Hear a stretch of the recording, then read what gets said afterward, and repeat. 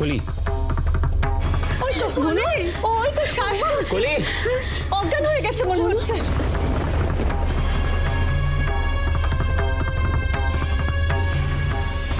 কলি,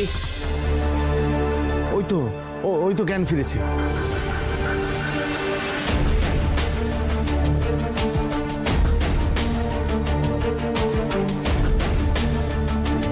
দাঁড়াও দাঁড়াও দাঁড়াও, একটু শুয়ে থাকো, আমাকে একটু পরীক্ষা করতে দাও, ঠিক আছে?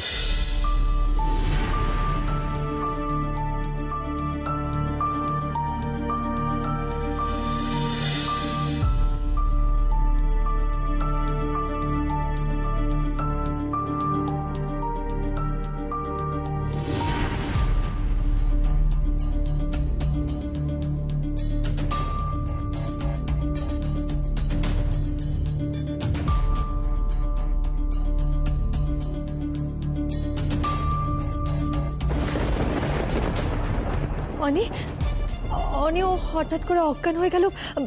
কলি এখন ঠিক আছে তো বাবা?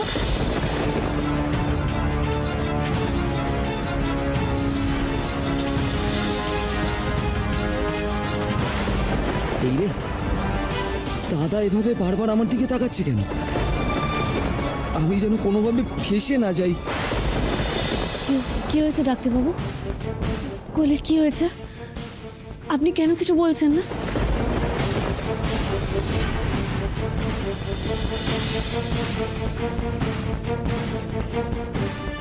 কিরে অনি, চুপ করে রইলি কেন? কি হয়েছে কলি? কলি ঠিক আছে তো? বল কি হয়েছে ডাক্তারবাবু? আপনি চুপ করে আছেন কেন? বলুন না কি হয়েছে।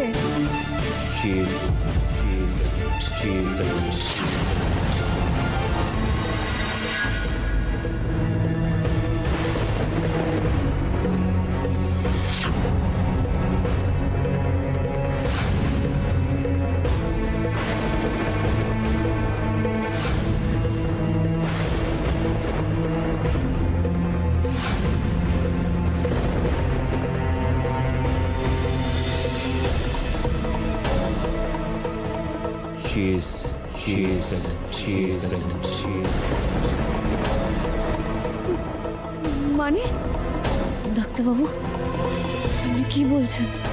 একজন দায়িত্বশীল ডাক্তার হিসেবে আমি যা বলছি দায়িত্ব নিয়ে বলছি দেবী, কিন্তু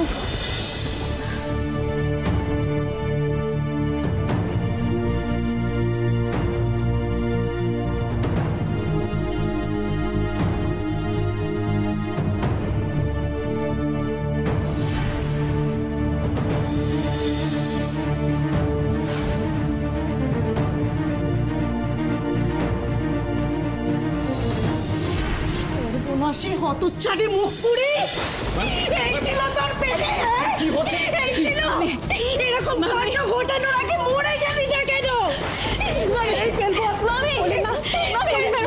আমি, ছাড়ো, আমি ছাড়ো, ওরা মরে যাবে। একদম ঠিক বলেছিস, আমার তো শয়তানটাকে মারা উচিত। ওই যত নাটের গুরু, অপকর্মের নায়ক, আমার মেয়েটাকে ফুসলিয়ে মজা লুটে এখন দাঁড়িয়ে দাঁড়িয়ে নাটক দেখছে।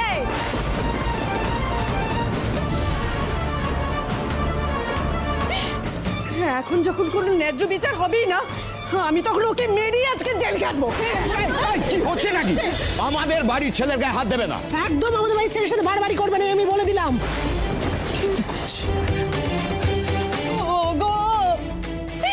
আবার কি সর্বনাশ হলো গো?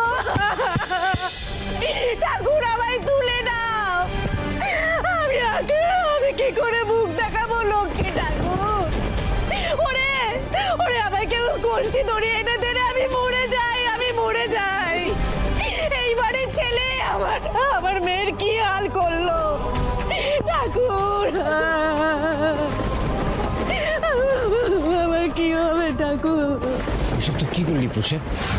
হ্যাঁ, কতবার আমি তোকে বলেছি তোর এই স্বভাবগুলো চেঞ্জ কর। দেখ তোর এই অসভ্যতার পরিণতি কি হয়েছে, তুই দেখ।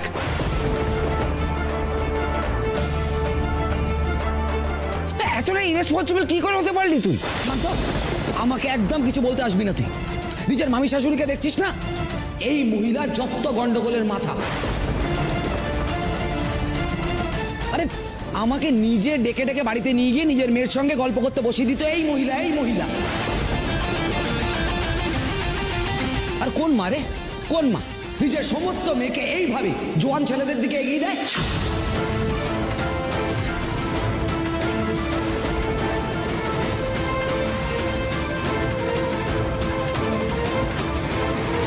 আমি তো জানি না এরকম শুধু আমার সঙ্গেই করেছে নাকি আরো অনেকের সঙ্গে করেছে।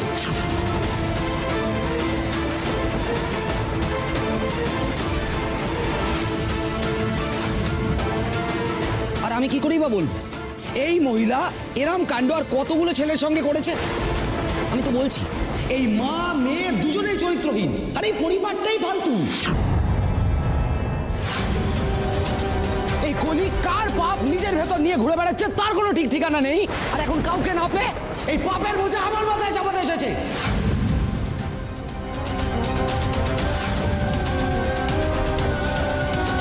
আমি তো বলছি এই মা মেয়ে দুটোই ক্যারেক্টারলেস। এদের পরিবারের কারোর চরিত্র কোন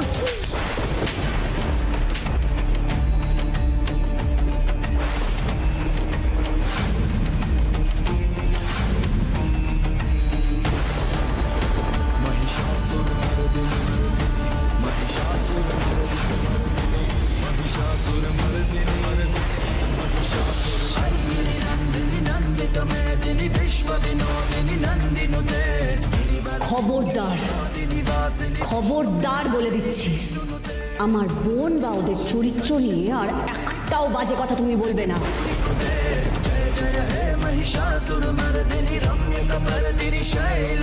আমার পরিবারের দিকে আঙুল তুললে আমার থেকে খারাপ আর কেউ হবে না। আর আমার বোনের ওপর কলঙ্ক চাপানোর কোনো অধিকার তোমার নেই, নেই। এই তোমার তো সাহস কি করে হলো আমাদের বাড়ির ছেলের গায়ে হাত তোলার? দাদা, দাদা আপনি এখনো চুপ করে থাকবেন? ওর এত সাহস দেখো আপনি কোনো কথা বলবেন না? দেবী, তুমি হয়তো ভুলে যাচ্ছ যে প্রসেন কার ছেলে।